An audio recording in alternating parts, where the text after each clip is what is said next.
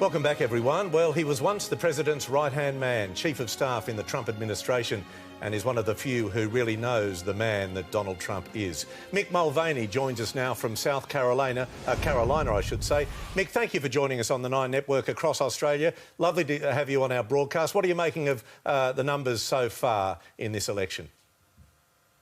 Everything seems to be holding true to form. Pennsylvania's very close. Michigan's very close. A lot of the states we expected to be close are close. Florida is really the one that's got everybody scratching their head tonight. It looks like the president may win Florida by as many as 3 percentage points. He's ahead by 3 now, and the heavily Republican panhandle of the state, which is the westernmost part of that state, is not reporting yet. If that holds, that means that the president overperformed there between 4 and 9% against the most recent polling data that was generally available. The curious thing will be whether or not that is a bellwether and bodes well for the president in Pennsylvania and Michigan, or whether or not there's something unusual about Florida that makes it a one-off. We know the true bellwether in US politics recently has been the state of Ohio. Very close there at the moment. Do you have any word on what the vote is doing, or indeed how the president would be feeling about Ohio given how successful he was there last time? Yeah, again, both sides are expressing confidence about Ohio. If you do take a close look at the data, though, you realize that a lot of the Republican-leaning counties are not in yet.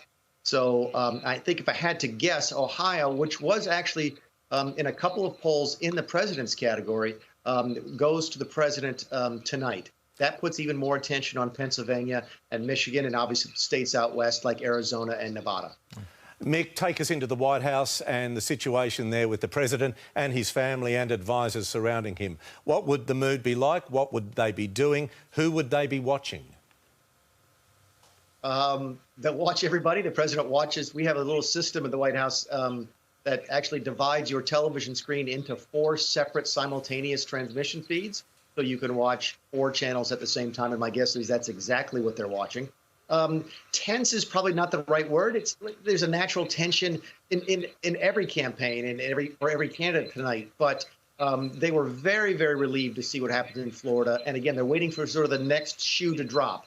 North Carolina, Georgia be coming in here very shortly. And I think they're looking the same thing I've just mentioned, which is Florida the shape of things to come, or is Florida sort of an outlier? Look to North Carolina and Georgia, which should give returns before Pennsylvania and Michigan for any indication of a trend.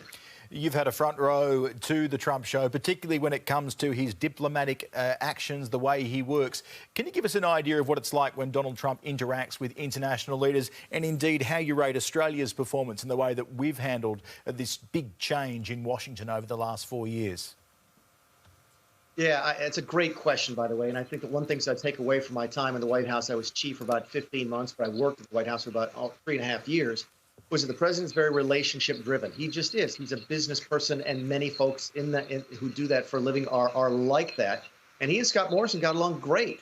I remember there was some things talking about Australian trade early on in the administration. It was Scott Morrison who reached out to the president to develop that strong personal relationship. One of the very, very few. In fact, I think one of only 2 state dinners that we've had in the first 4 years was for Australia. The president had a similar relationship with Shinzo Abe of Japan. You compare and contrast that to his tense relationships with leaders of Germany and France. So I think Australia has punched way above its weight diplomatically, and rightly so.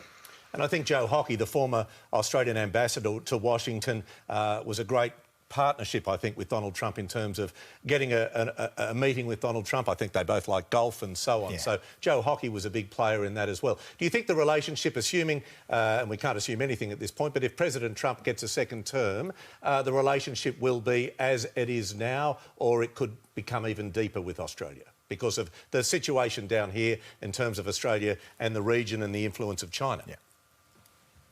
No, your comment is spot on, and I'm just saying that because Joe's a friend of mine. In fact, I'd love to make fun of Joe if I possibly could, but it really was his outreach and his sort of shared background, not being a career foreign service diplomat, but having someone with a business background like Joe had himself, really did allow him to build that bridge between the president and Scott Morrison. I don't know the new ambassador as well, but obviously honestly, that relationship is not as critical now because the president has that one-to-one relationship with your prime minister.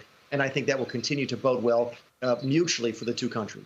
Well, our new ambassador, Arthur Sinodinos himself, was a chief of staff to a prime minister, so he probably knows your shoes pretty well and the shoes you've been in. Thank you so much for joining us today.